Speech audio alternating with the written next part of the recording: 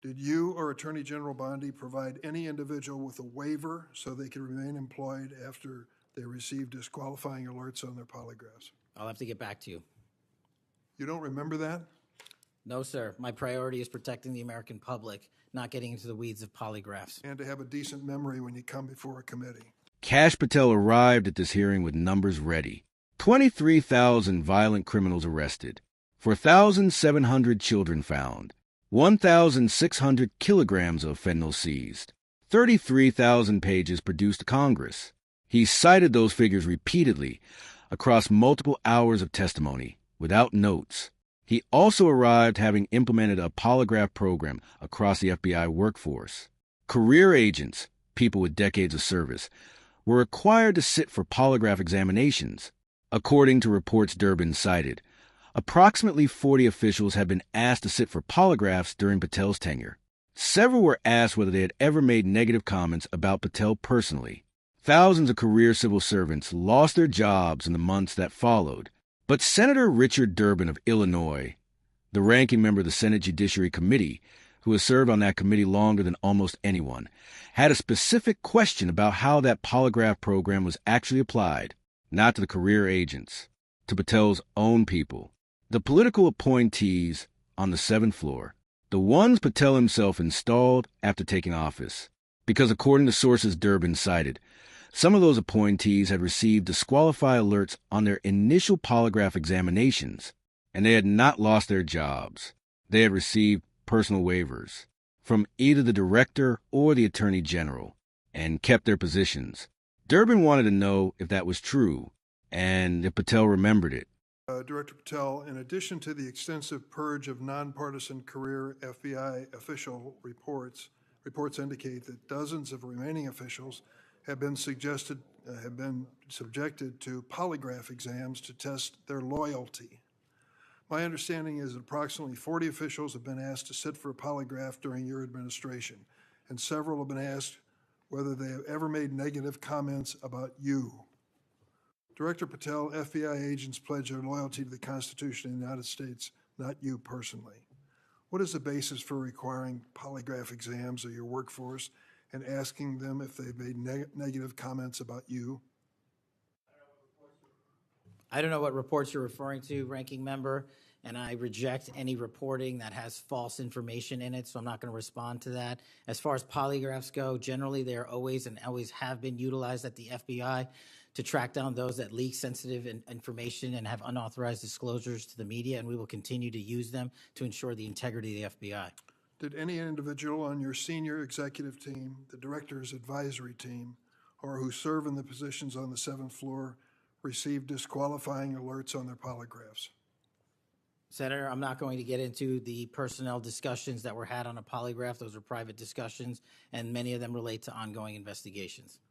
Did you or Attorney General Bondi provide any individual with a waiver so they could remain employed after they received disqualifying alerts on their polygraphs? I'll have to get back to you.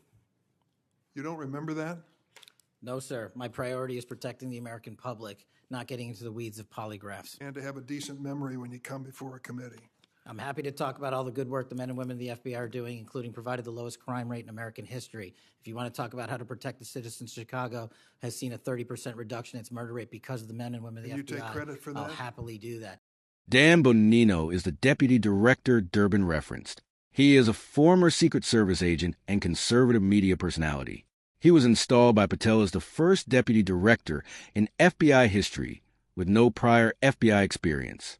According to Durbin sources, Bonino was among the political appointees on the 7th floor whose initial polygraph results required review. Director Patel, to your knowledge, did a whistleblower ever make a disclosure to Attorney General Bondi indicating that the New York field office was withholding Epstein-related records? I'm not familiar with that whistleblower. You know that there was such a whistleblower? I'm not familiar with that whistleblower. In response to the blowback she received, Attorney General Bondi also pushed the FBI to review approximately 100,000 Epstein-related records on an arbitrarily short deadline in March, and the FBI was directed to flag any documents that mentioned President Trump. Nothing came of that review until July, when DOJ and FBI released an unsigned memorandum stating there is no incriminating client list. Why was this July 7th memorandum unsigned? Would you prefer I've used AutoPen? Why was it The unsigned? memorandum had the insignia of the Department of Justice and the Federal Bureau of Investigation.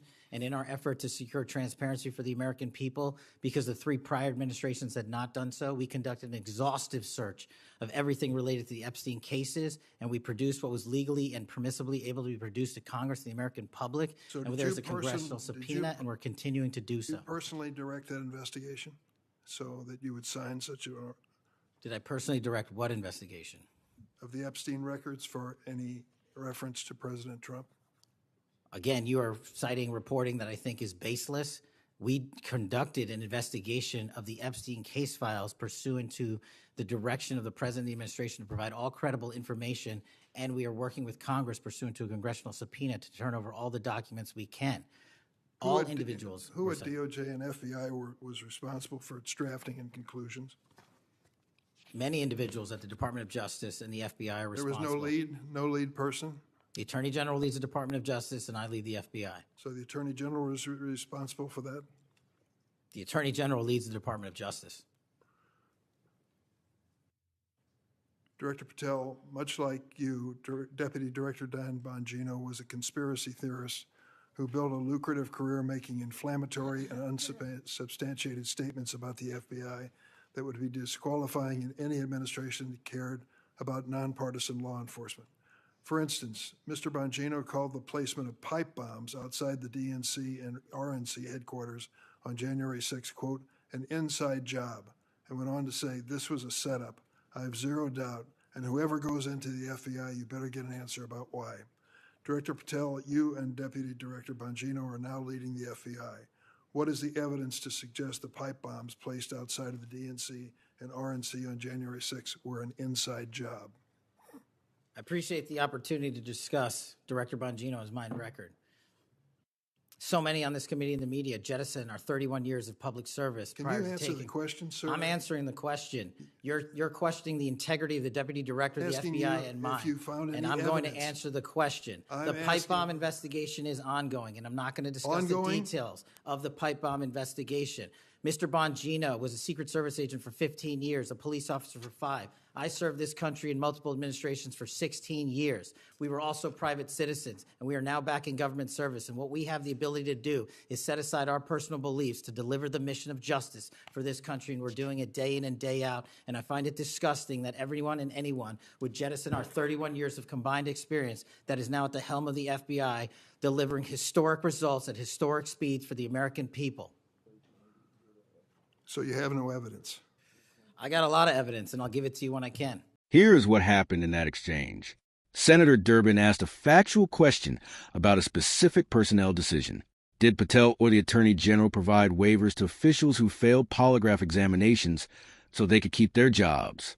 Patel did not say no. He said he would have to get back to Durbin, then said he did not remember. That answer requires a moment of attention. Patel came to this hearing able to recite precise statistics across 7 months of FBI operations without notes. 23,000 arrests, 4,700 children, 33,000 pages to Congress. He remembered all of it. He did not remember whether he personally exempted members of his own senior staff from the loyalty tests he used to remove thousands of career agents. That is a distinction at the center of this exchange. One standard was applied to career civil servants.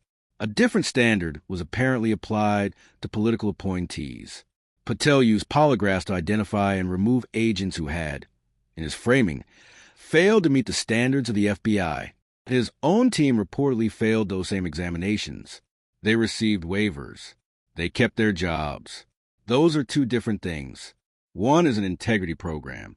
The other is a selective integrity program. The difference between those 2 things is the difference between accountability and loyalty enforcement.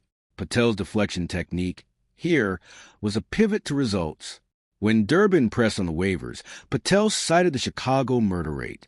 When Durbin pressed on the Epstein records being flagged for Trump references, Patel called the reporting baseless without identifying what was inaccurate. When Durbin asked about the pipe bomb evidence, Patel said he had a lot of evidence and would provide it when he could. 3 questions, 3 deflections, no specific answers to any of them. There is one more thing worth noting. The pipe bomb investigation has been open since January 6, 2021.